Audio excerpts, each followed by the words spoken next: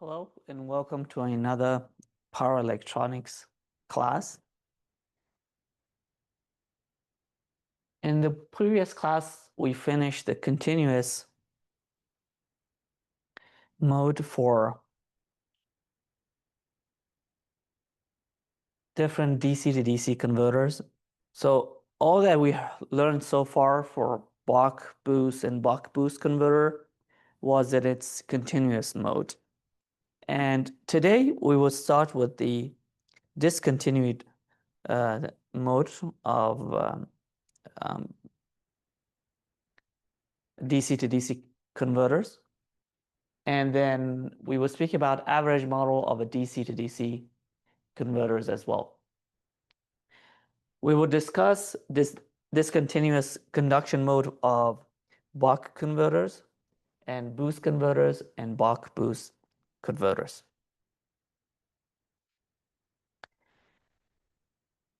So what do we mean by continuous conduction mode and discontinuous conduction mode, or CCM and DCM? So far what we learned from buck boost converters, just give me a second.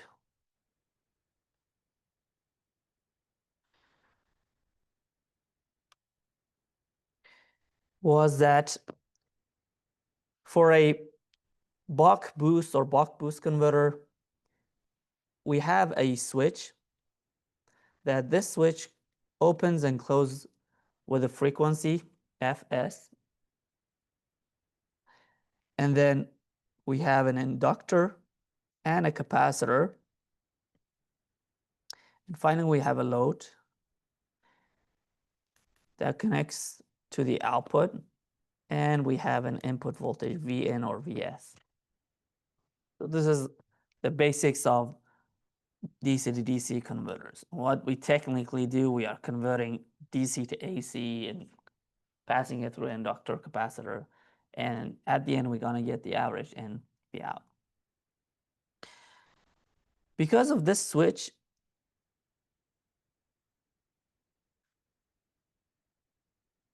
at the output of the switch, we have a pulsating DC voltage that looks like this, okay? And to smooth this out and average this, we add the capacitor and the inductor. And as you know, the capacitor and the inductor, the capacitor stores the voltage, the inductor is good for storing the current, and it smooths out the current and the voltage for the output. And we would have something that looks like this. We're gonna have an average in the middle, right around here. And this, the difference between the positive and the maximum and the minimum, by the way, this is the maximum that we're gonna have, and this is the minimum of the current, is gonna be our delta IL, or in other words, it's gonna be our ripple, okay? Now, what happens if this capacitor or this inductor is very small, or the interval between the positive or the on peaks, and by the way, this is on and this is when it's off, is too far? What happens? So let's do it for when the capacitor or the inductor is pretty small, the inductor is pretty small, and the on time is pretty small as well. But again, this is our on time. And what happens is now the current doesn't have enough time, or the inductor doesn't have enough capacity to keep a high energy. Therefore, our current would dip to zero, and then we're going to have a zero current. Again, it's going to go up, and you're going to have something that looks like this, technically.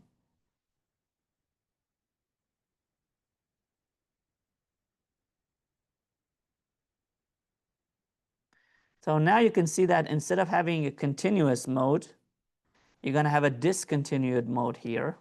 And this is called a DCM. It's like having a pulsating output instead of having a continuous mode output. And that's not good because we want to have a smooth, we want to have ideally what we want to have, and we're going to increase the inductance until we reach something like this and adding the capacitor. Ideally, we want to have a DC voltage that looks very similar to this. And if we have a DC voltage that looks like this, that's not good at all. That's technically not even a, it's a discontinued signal. We want to have a smooth continuous signal. Now, which factors and what elements have effect on the signal shape is going to be our storage elements. If they are too small, they're going to deplete very fast. Same thing that we had in a rectifier. I don't know if you remember, for those who had class with me, electronics. If you don't add a rectifier, or you have a very add a capacitor to a rectifier, or have a very small capacitor, what happens is that capacitor would quickly deplete, and you're going to have zero voltage in the output, for example. Now, in this picture, we're going to demonstrate what I already told you. And we're going to show the border of CCM, or continuous mode, and DCM, discontinuous mode. Now you can see we can have a couple of inductors here, and inductor currents here, and the graph shows us the inductor current in relation to time. And you can see that above a certain point, which we call it the critical value of IL, we would have a continuous mode. So this is our critical value of IL. But if I have something smaller than this continuous value, this critical value, imagine the current is now here. Let's imagine the current now is the red one. Then what happens is that the average current in the output would be 0 in the rest of the parts. So I'm going to have something that looks like this, which is going to be a discontinued output for the system, which is not good at all. So here we're going to have a DCM. And anything above this, it's going to be CCM, or continuous conduction mode. Okay. So we want to keep the current above a certain point, a critical point. If it's lower than that critical current, the current would be discontinued in the discontinued or discontinuous conduction mode. If it's above that, it's going to be in the continuous conduction mode. Now, how can we determine this critical current? This critical current is, we could do it using KVL, and we could find the output voltage and the output current, and in relation to that, we can find the optimal or the critical inductor current. So first, we want to find the critical current and the critical inductor for a step down or a buck DC to DC converter. These two graphs shows the waveform at the boundary of the continuous or discontinuous conduction mode. So on the left, we have the VT graph, and on the right, we have the ILB, or I out of B to D to the D ratio. So VT to T, which shows technically our switching You can see on the first part we have T on, T off, and TS, which is our period. When it's on, the IL is increasing, it reaches its peak. When it's off, the inductor acts like a voltage, acts like our power source, and slowly starts to decrease, and then again increase. So if we didn't have any inductor, obviously, this would immediately drop to 0.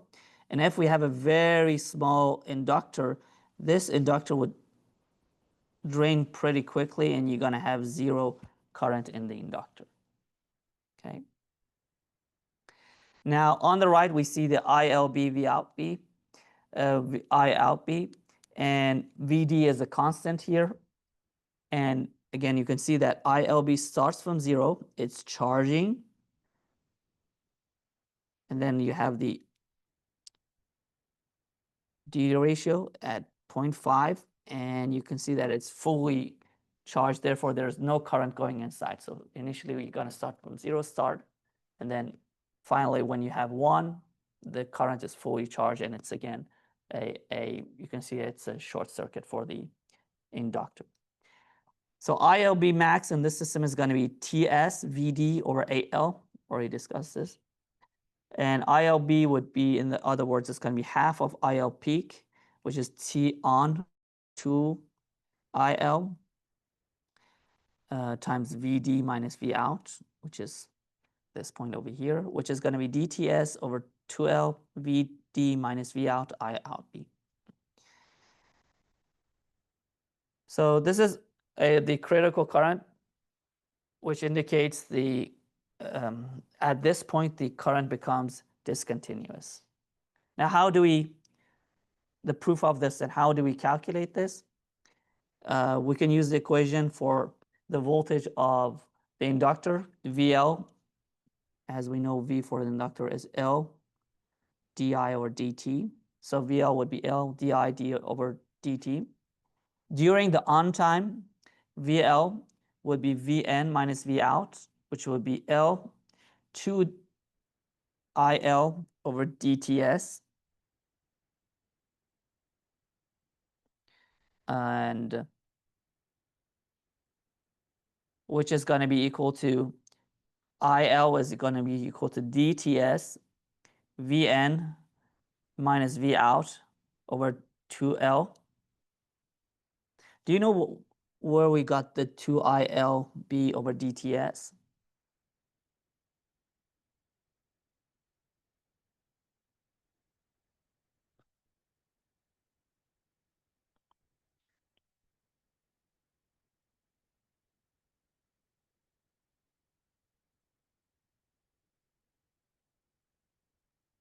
Does anyone know where we got this?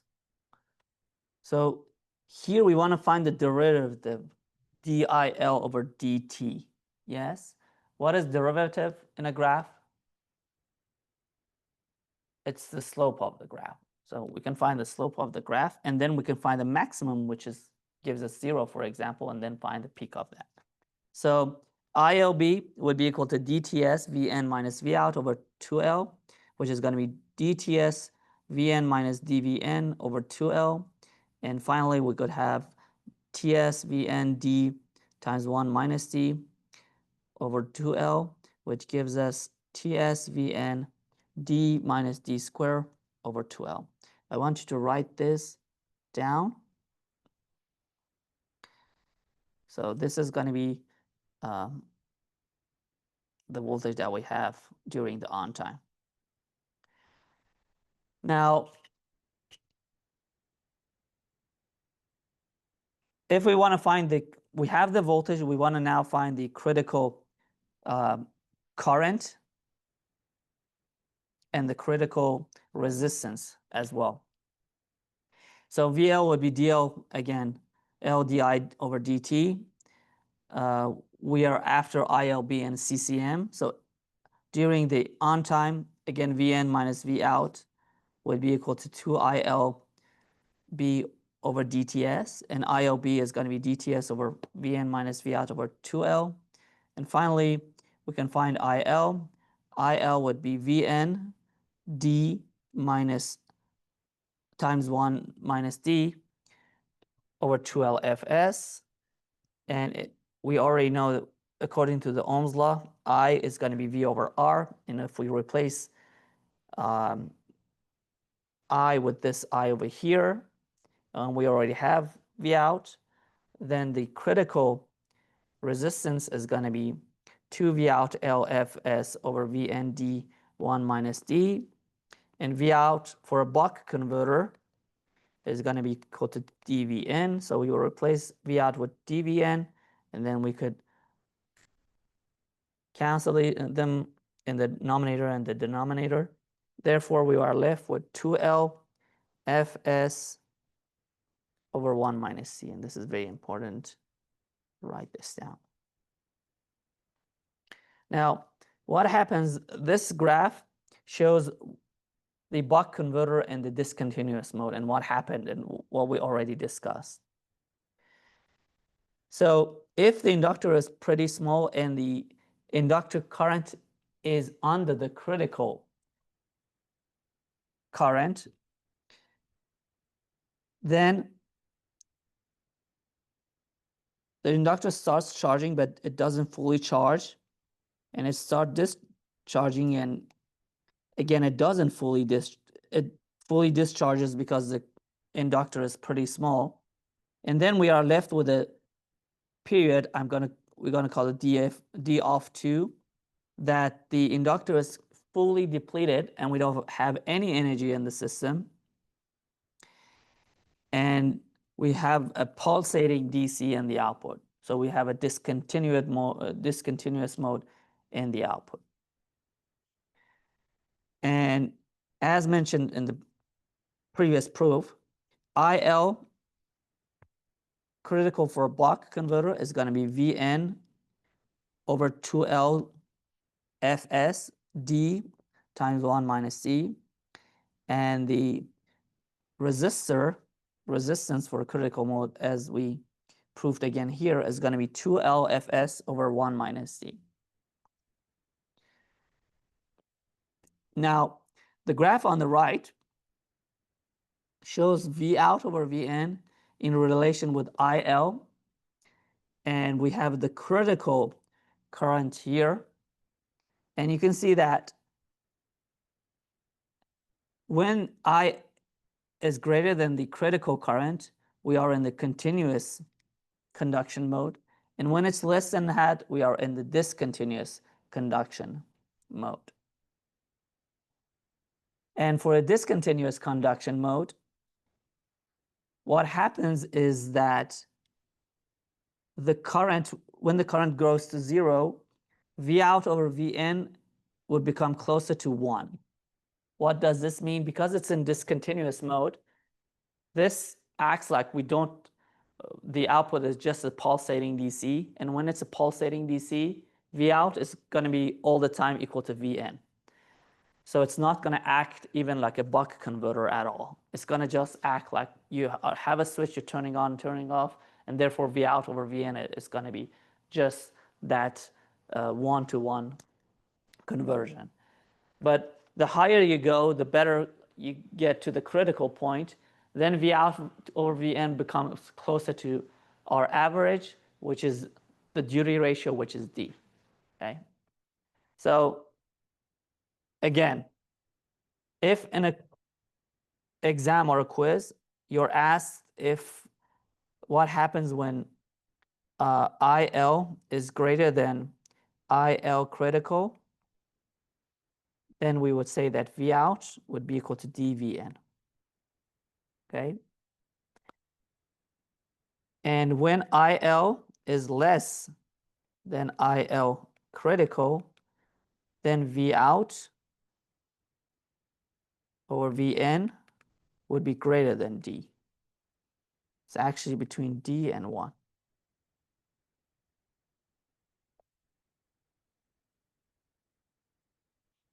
And when IL is 0, V out would be equal to Vn. And what we're going to have is going to be, this is going to be our V out, and it's the same thing for Vn as well. It's going to be V out is going to be converted directly to Vn. We're not going to have that average. And we're going to have just a pulsating DC thing.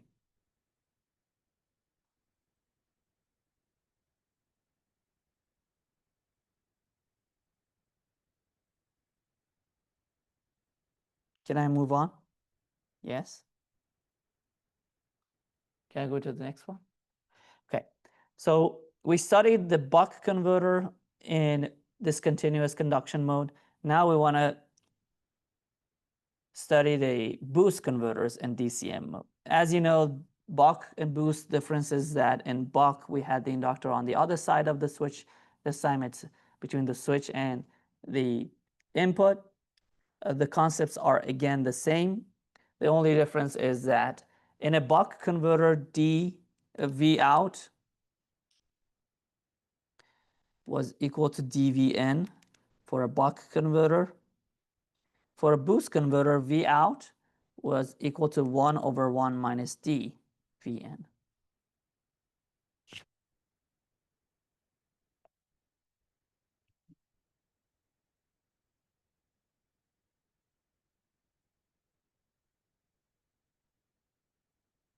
Now, for the boost converter, again the same principle that we had.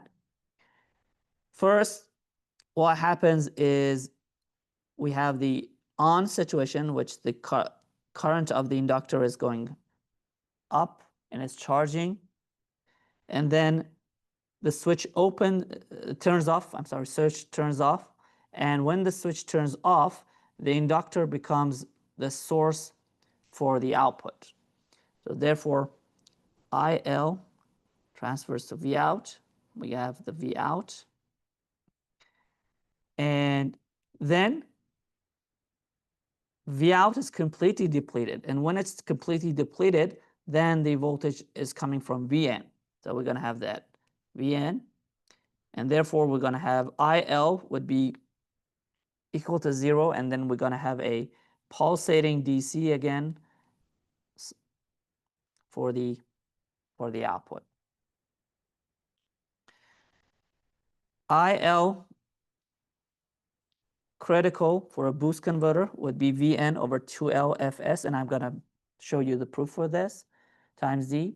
And the critical resistance is going to be 2L-Fs over D times 1 minus D squared.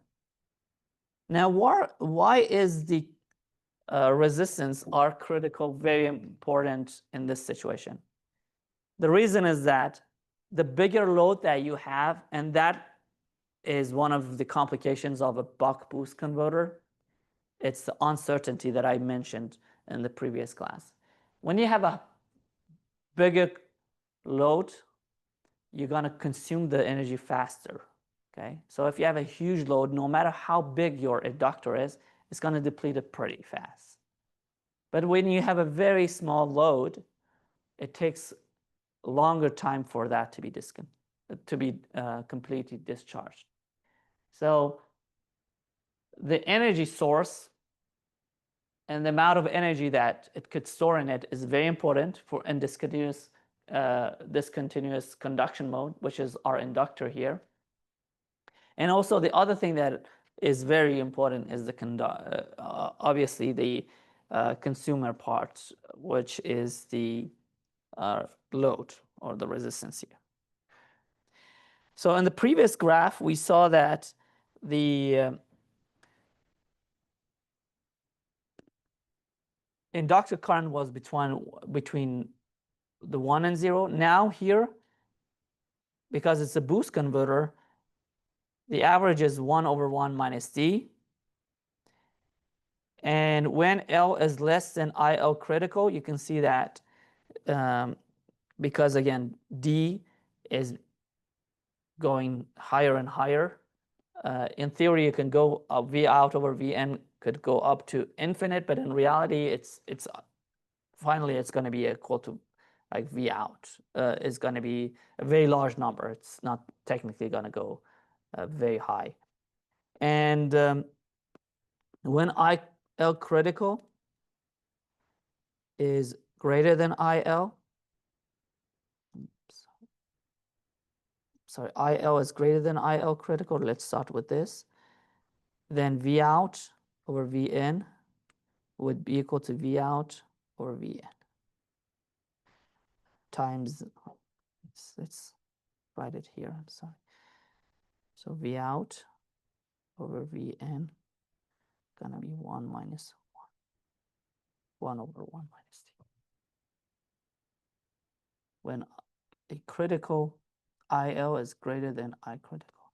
And we're gonna be in the continuous conduction mode. Now when it's less than that, when IL is less than IL critical, then V out over Vn would be greater than 1 over 1 minus t, which is going to be the discontinuous mode.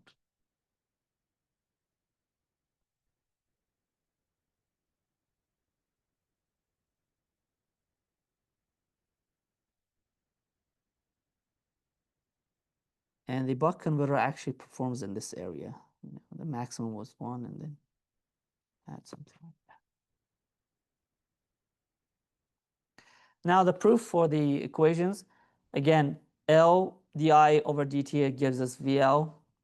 And during the on time, VL is equal to Vn, which is L 2ILB over dTs, which is equal to dTs Vn over 2L. Again, we have to find the slope. So this is ILB. So for a boost converter, we see that for a boost converter, IL is actually equal to IN. Both of them are in series. Therefore, we can replace IL with IN. And we also assume that this is an ideal switch. Therefore, Pn is equal to P out. And Vn In is equal to V out I out.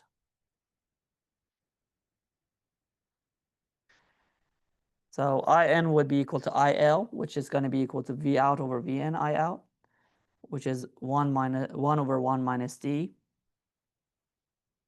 Equation, again, V out over Vn for a boost converter is 1 over 1 minus d.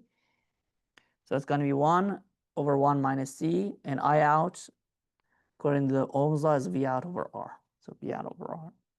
And what we want to find again is we want to find this critical resistor. So IL is going to be dVn 2LFS, which is the critical current that we replaced it with. And when we replace that current, the critical resistance is going to be 2 V out LFS D times 1 minus CVN. Again, V out over Vn is 1 over 1 minus D. Therefore, the critical resistance is going to be 2 LFS over D times 1 minus D squared. These two equations are very important again. I want you to write them down. We're going to have a couple of questions from these two. Now for a buck boost converter, again, we are familiar with the buck boost circuit.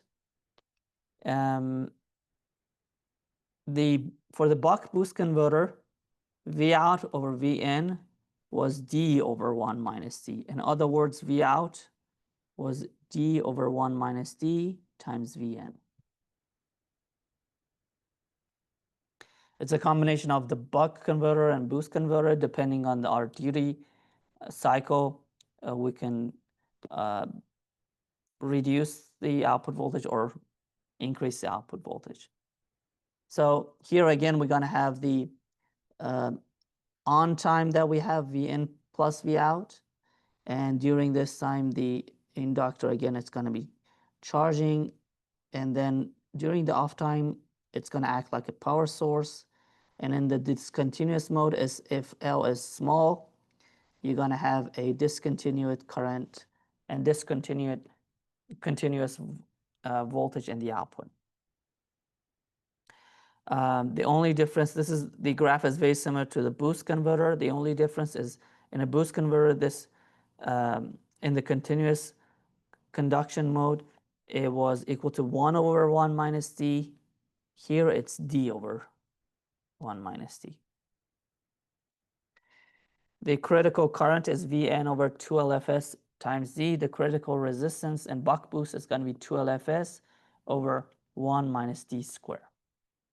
Now, the same way that we solved it for the previous, we can prove this as well. Again, V is L di over dt. VL is equal to Vn, which is L times 2ILB over dTs. Therefore, ILB is going to be dTs Vn over 2L. So we want to relate IB to I out, just like before. For a buck boost, IL would be IN plus I out.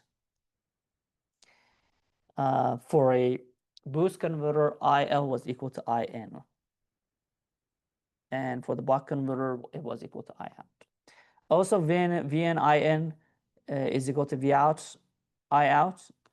Again, because it's assumed that it's an ideal converter. And IL would be dTs Vn over 2L, as we got before, which is going to plus I out. So it's going to be V out, I out over Vn plus V out, and which is going to be I out times V out over Vn plus 1. And then dTs Vn over 2L would be equal to V out over R, 1 over 1 minus D. And therefore, we can find R. R is going to be equal to 2L. But again, this is going to be equal to dTs Vn over 2L. And what we want to find is we want to find this R. So this R would be equal to 2L V out over D 1 minus D Vn Ts. V out over Vn for a buck boost converter is going to be D over 1 minus D. And when we replace that, D and D would cancel each other out. And we're going to have 2L 1 over Ts is going to be equal to Fs. So it's going to be 2L Fs 1 minus D squared.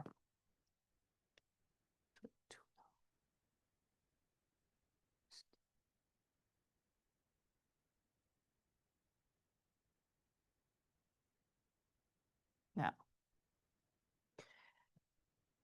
for your attendance, I'm going to give you a small clicker quiz.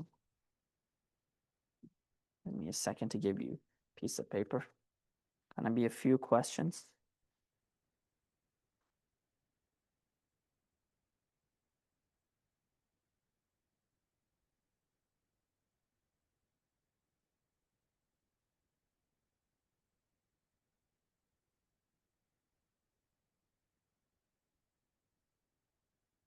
So, first question. In which converters can the output voltage reach unsafe levels under DCM?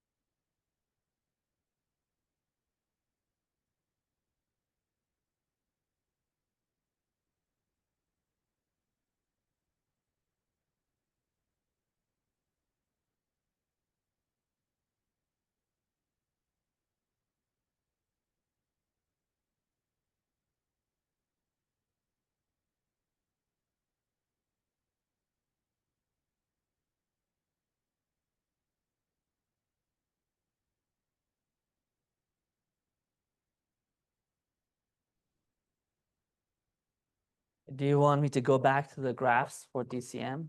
or buck boost and buck boost converter. So for a buck converter, the graph looked like this on the right side.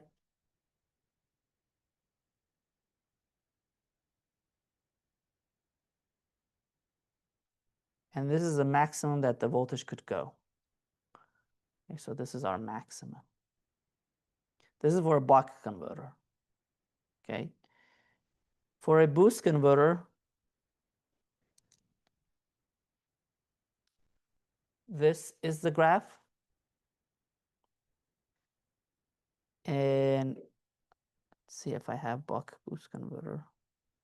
And for the buck boost converter, look like this. Similar to boost converter. So buck boost and boost are similar.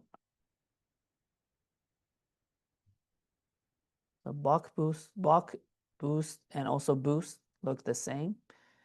And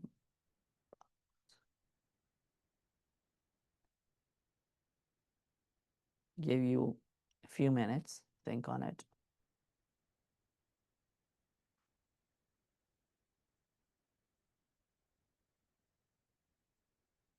So what is the answer that you got? B and C. Perfect. It's B and C. Yes. So the answer, the correct answer is B and C. So it's going to be. Now, why is that? The maximum that a buck converter could go is going to be V out would be equal to V in. This is the maximum, which is safe, you know. So this is the maximum that a buck. But for a boost converter in DCM, not in CCM, by the way, in DCM, this technically goes to infinite. And it's going to be unsafe. So you see that we don't have any upper limit for that. And the same thing for the buck boost as well. You don't have an upper limit, and technically that goes to infinite as well. So for buck converter, maximum that V out could be is Vn, as I mentioned before. For a buck boost and boost converter, there's no upper limit. And therefore, it could be unsafe and damage the system. So, second quiz. In a buck boost converter, Vn is equal to 5, V out is 12, Fs is 200 hertz, and the peak ripple in the inductor current is 3 amp. It is operating at the border of CCM and DCM. We want to calculate the value of L, the inductor value L.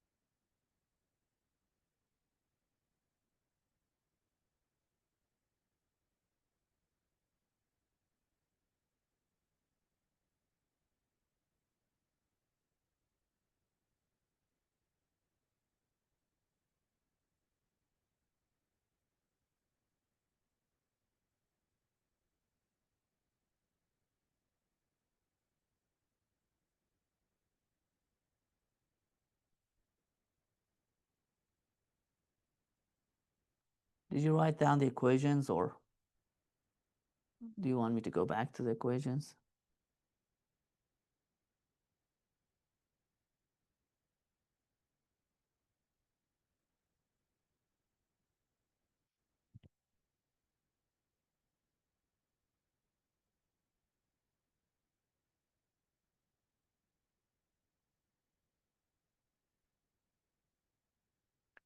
These are the equations for the buck boost converter, the critical IL, and also the critical resistance.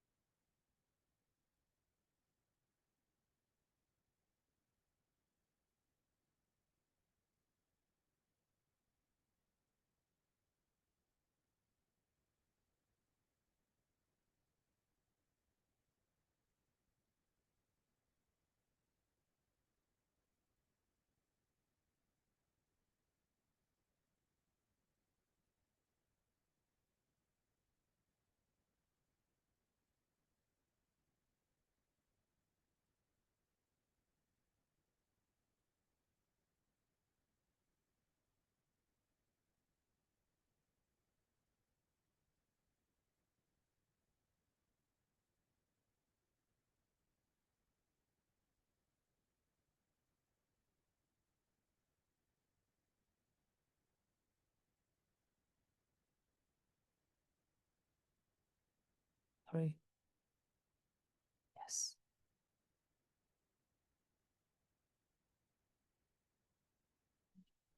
Look.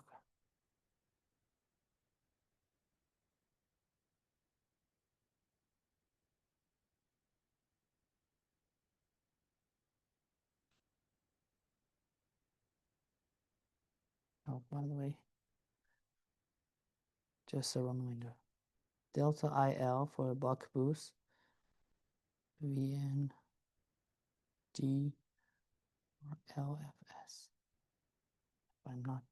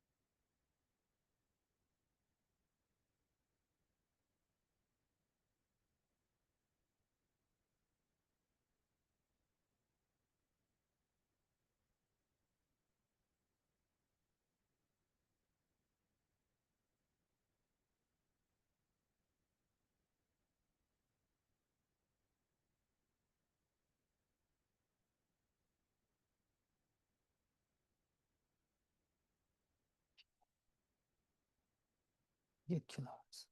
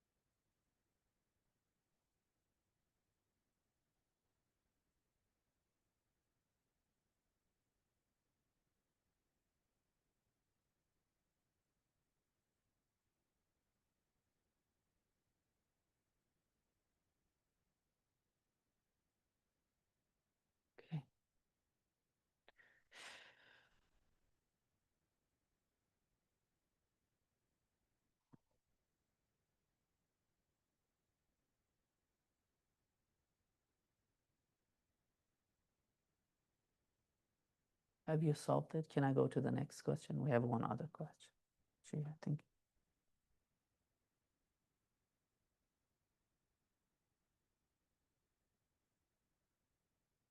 Okay.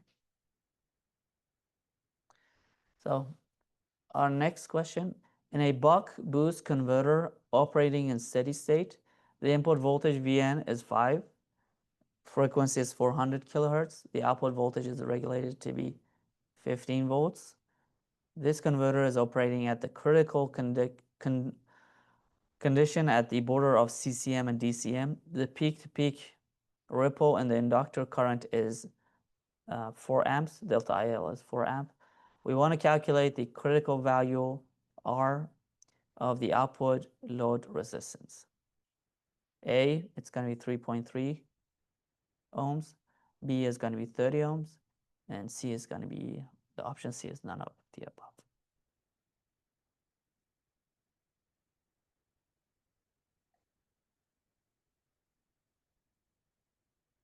And the equation for the it's going to be this.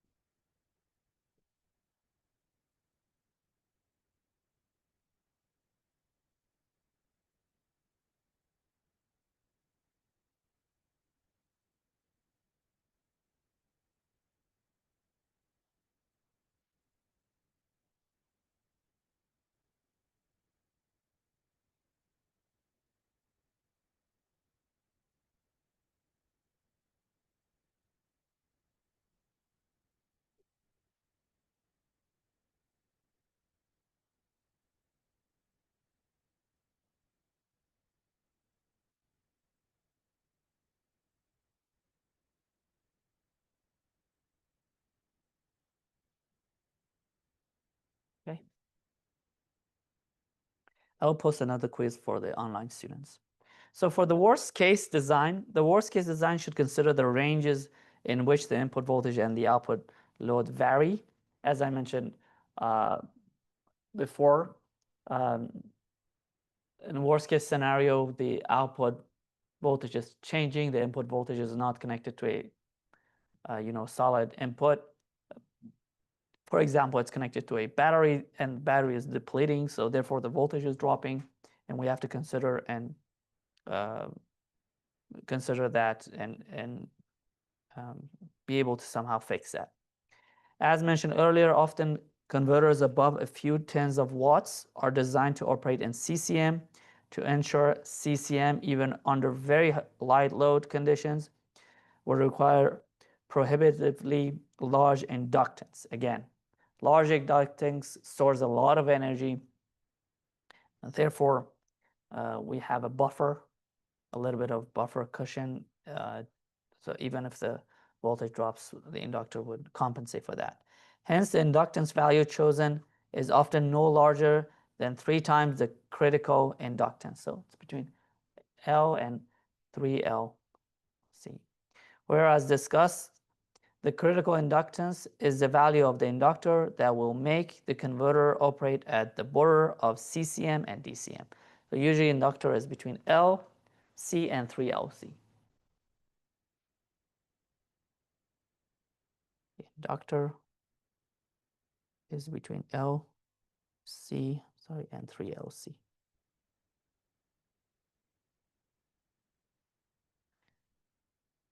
Now, the way that we represent the switching power pole or the switching DC to DC converter, usually the switching information is removed. We can design the feedback controller on it, and we would study the dynamic behavior for much faster simulation as well. So the way that we represent, for example, this is an average buck converter, and the way that we represent it, we represent the switching part, the switching power pole, as you can see with this. And this is a very familiar representation. It looks like the transformer. You can see the dots indicate which way the current and the direction of the current. And the upper part, it's familiar because it looks like a transformer.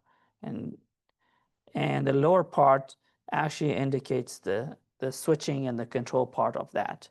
And second one is the actual representation of the one on the left. So again, this part is going to be represented with this. And the whole thing, we can represent it with the one on the right, showing the capacitor, the output current, the input current, the switching, and also the control part. So VCP, which is the output voltage, is going to be equal to dVP, again, because it's an buck converter. And IVP, which is the input current, is equal to DIO.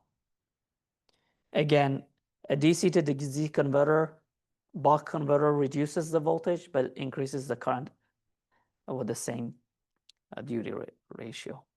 Because again, power conversion, we don't have any power loss, and therefore, if we decrease the voltage, we're going to increase the current. And VCP average is going to be DTVP, and IVP average is going to be DTICP. Now this shows the average dynamic representations of 3 DC to DC converters in CCM. Can you tell me what type of converter is you see here? We can see that we have the buck converter, the buck boost converter, and the boost converter, and different type of converters that you can see. And the way, again, we represent them, we replace the switching part with the transformer-like representation, and then we have the switching frequency here. Again, here it's represented with the switching part, and the switching part here again, it's represented by the switching part. And we keep the inductor, capacitor, and the resistor, the load resistor, as it is. So if you see something like this in a circuit design, that indicates a buck converter, for example. Or the one on the right is the buck boost converter, for example. Now, the PSpice modeling or switching representation looks like this. You can see that the switching part, again, it could be represented with the switch and with the pulse generator. We have the inductor, we have the resistor, capacitor, and so on.